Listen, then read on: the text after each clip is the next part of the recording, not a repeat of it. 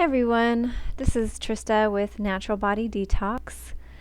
There's a concept in the nutritional balancing program called retracing, where once you start giving the body everything it needs to heal, it will systematically go through back in time and heal things physically and emotionally that were stuck in the body. So this can be anything from retracing a sinus infection, an injury to the body, a wound. It can be a rash, and it also can be emotional things. So what I just realized is that something I just went through a few days ago was an emotional retracing from childhood. And this is my journal entry that came out of it. So I hope you enjoy it, and thanks for joining me. Nothing new happens in the reflection we call our life. It may come in different costumes, but it's never new. David G. teaches that everything painful in our dream is just cycled around again and again for us to be able to bring the light of awareness to it so we can set it free. The more we can be with whatever is arising, just being with it, the more it will be seen through as just a construct which is blocking our view of the pure beauty and light of reality. Every single thing in our dream, without exception, is designed to carry us home. In these past few days, what cycled around for me was the chaos and sadness from my childhood. My roommate came into my room a few days ago and told me she's going to get her son, who's 18 years old and relapsing on heroin. He's struggling to keep it together. He lives about 4 hours away. Luckily, she found a Christian-based program for young adult addicts. It's a year long and it's totally free, and it's perfect for him, but it takes a few months to get processed and to get placed. In the meantime, he may need to stay here. She's been in a pattern of rescuing him as best she can for a few years now, a pattern she can't seem to break. It's depleted her enormously, but she's handling it like a champ. And I can't say that I haven't taken on some of this depletion. There's been a back and forth over the last few months of him being kind of okay, using Suboxone to stave off his addiction, and then everything falling apart and him losing control again. There's an urgency of wanting to get out of the place he's living at because there's danger. Maybe he owes somebody drug money. We're not sure. But there were people pounding on his door one night, and we don't know why, and we don't know what kind of troubles he's in, but it sounds scary. So she is thinking about bringing him back here, and she said he'd have to go cold turkey. The idea of having him detoxing here really made me uncomfortable. Being familiar with drug addiction, I know how difficult it is to stop.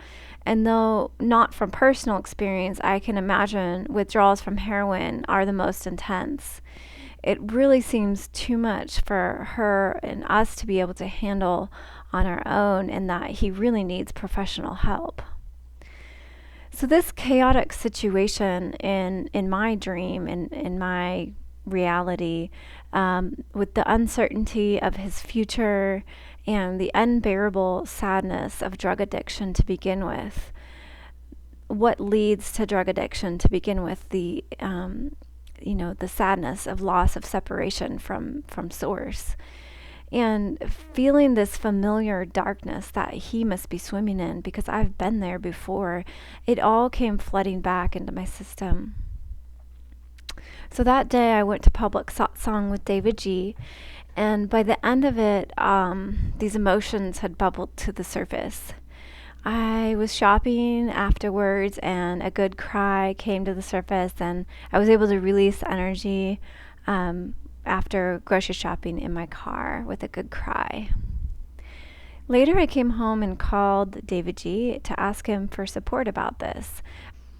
I was a little confused because he often talks about the concept of the reflection of our dream changing and becoming more light-filled and more beautiful the more we change inside. So I was just wondering what it was that was inside me that was causing, my dream to reflect this chaos and sadness.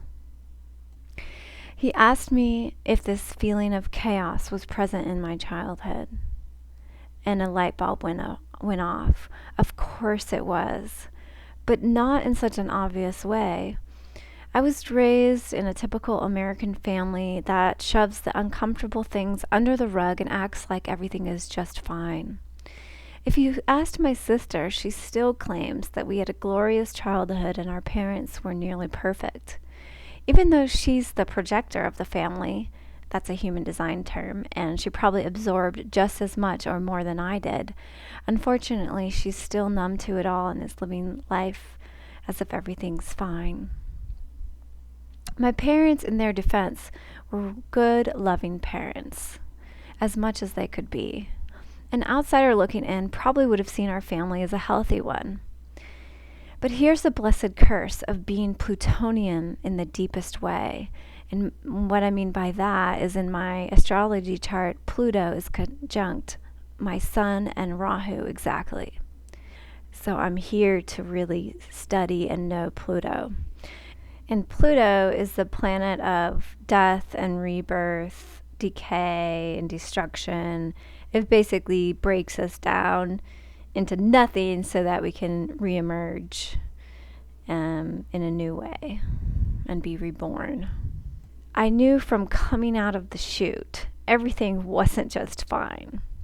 My parents went through the most traumatic thing anyone can possibly imagine.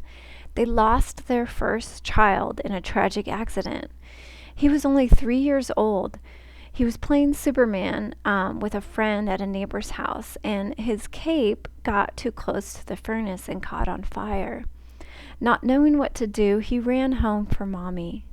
And my poor mom, I mean, can you imagine? She came running out of her house, saw her son on fire, and had to put him out in the grass by rolling him in the grass. After being rushed to the hospital with third-degree burns all over his body, he slipped into a coma. And then after about a month of uncertainty, of not knowing whether he was going to live or he was going to die, a nurse came in to change his tracheotomy and ended up putting it down the wrong hole in his throat, and it ended up killing him. This story that my parents went through is the worst possible nightmare that any parent can go through. Of course, they had to mourn the loss of their child, and they almost lost their marriage because of it, and they went through marriage counseling, and they didn't break up. But the feelings didn't just go away. I mean, my dad really wasn't able to process this tragedy in his life.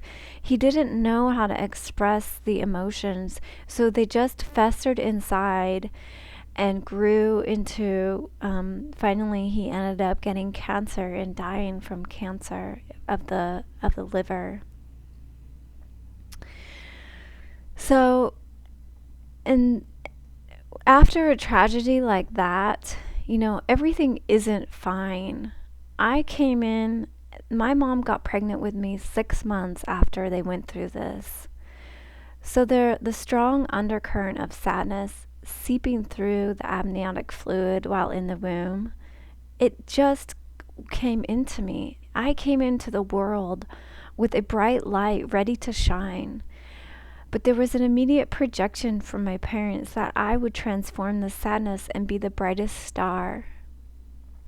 And with my open emotional center in my human design, I really tried to transform the sadness. I mean, unconsciously, I can just feel that my being, you know, it knew there was all this pain and sadness in my environment, and it tried to process it and transform it.